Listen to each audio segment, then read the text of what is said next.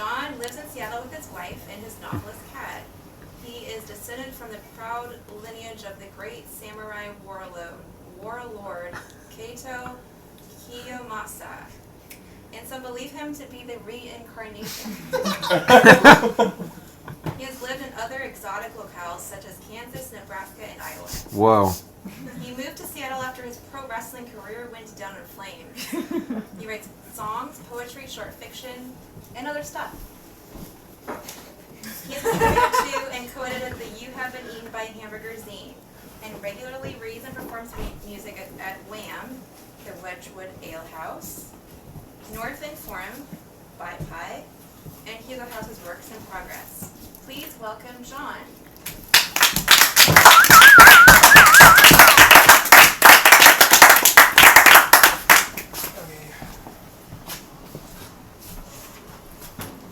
So, should I stand here?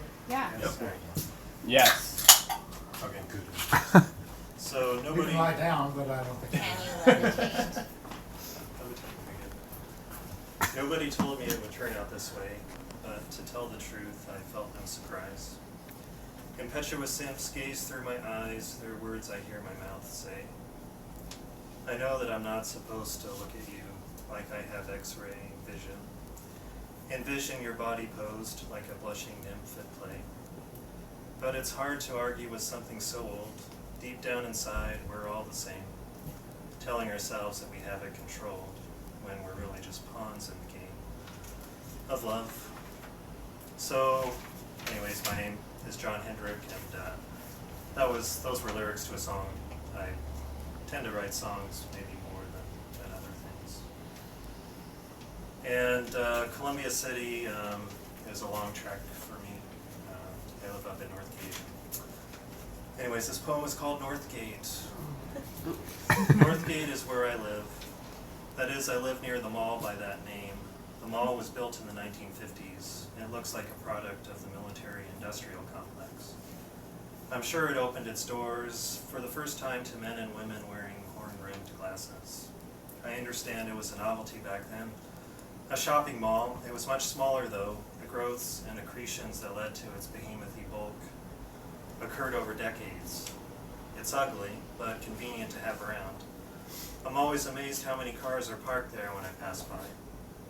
Its sprawl, its lots, the little strip malls that have sprouted up around it are part and parcel of my landscape.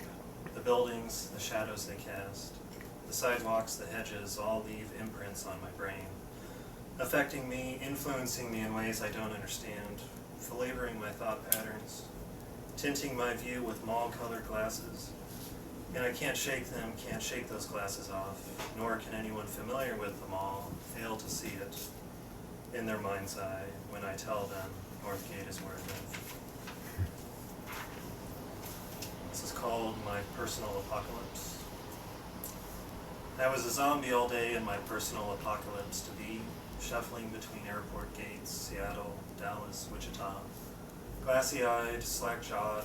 Now it's night, I'm seated at the dining table. I haven't slept in going on 36 hours. My nose wriggles. Is that dissolution and my undoing? I sniff beneath the baba ganoush, yogurt, lemon juice, and garlic of my dinner. I'm ruining my own life. There was no way I could put a stop to it. I don't know any better than you do why it had to happen, says Takatsuki in the short story Honey Pie by Murakami. Takatsuki is not the protagonist, and I don't really care if his life is ruined. He marries Sayako when the reader knows it is Junpei she's supposed to marry. Junpei and Sayako get together before the end in the sort of happy conclusion that only fiction can achieve. I'm pleased at first, then disappointed. I respect Takatsuki for courting his destruction, even though he knows better. My own personal apocalypse, if it happened, wouldn't be read by anyone. Still, it could span cities, wreck Thanksgivings, engender glittering Black Fridays. We're not that different from characters in stories sacrificed for an illusory happiness. They deserve our sympathy. As do we, those of us who take action like Takatsuki, those of us who don't like Junpei, and those of us in between like Sayako. Poor Takatsuki, poor Junpei, poor Sayako, poor Murakami, poor you, poor me. I have a friend who is in research science, and she's a manager, and she is a poet, and she was complaining one day about middle management stuff. And anyways, this is called Middle Management Blues. A friend and I joked about the need to write poems about middle management blues. I suppose that this topic could be dealt with if one were patient and imaginative. My friend is an honest, hard-working middle manager who reports to a pathological liar supervisor. We wind up doing all sorts of things that we never thought we'd do. Did my friend dream of being a middle manager when she was a girl growing up in the Midwest? Uncomfortable growling the word grar. A lot of promises get broken along the road to nowhere, such as this will all mean something someday. But there is meaning, think Death of a Salesman. It's just not the meaning we're looking for, maybe. Tragedies, sudden or the long, slow descents into debilitation, funerals, and middle management. When she's not too weary from her middle management blues, our heroine writes poems at night.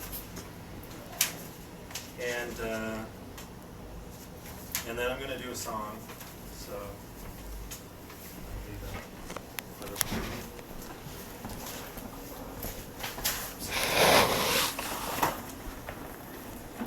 So for our zine that we just released, one of the themes was donuts. Can I sit on here? Oh, yeah. Was donuts, and so I wrote this song for the zine, and I played it last week, and I'm going to play it now again. And it's called Poison Donut.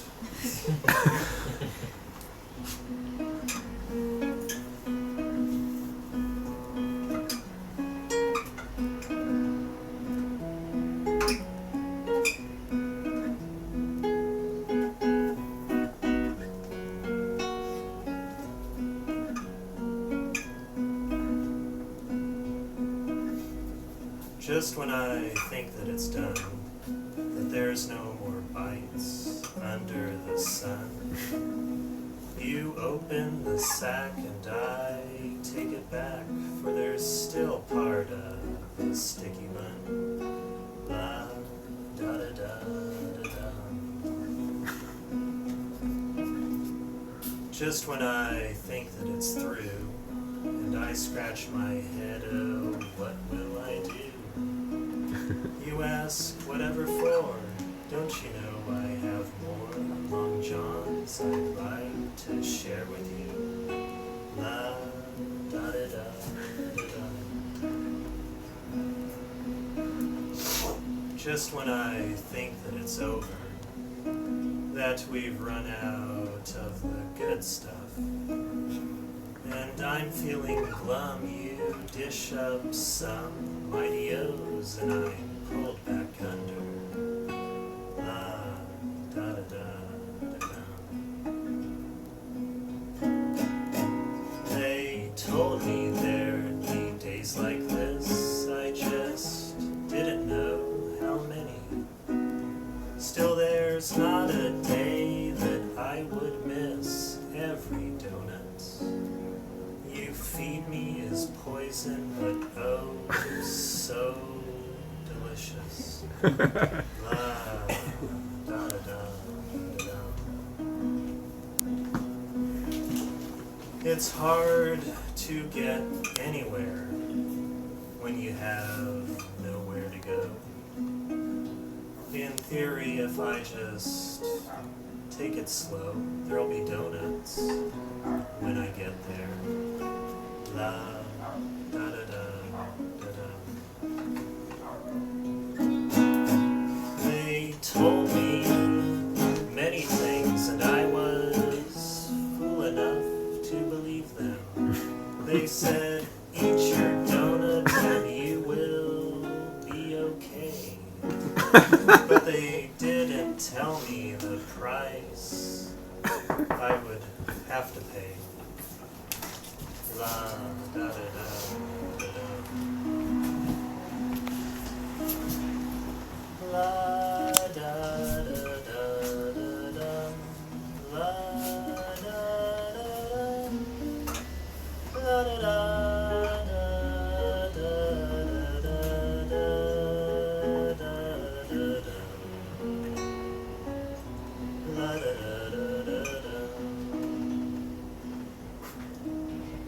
Est-ce que quelqu'un ici est français? J'ai des questions à vous demander. En France, avez-vous des donuts cloisonnés? Et qui parmi vous les aime manger?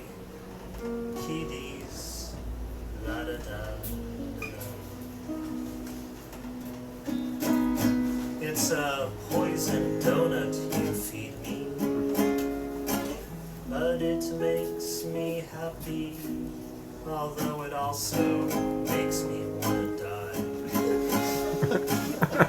I'd be much better off eating something else, but I don't even want to try.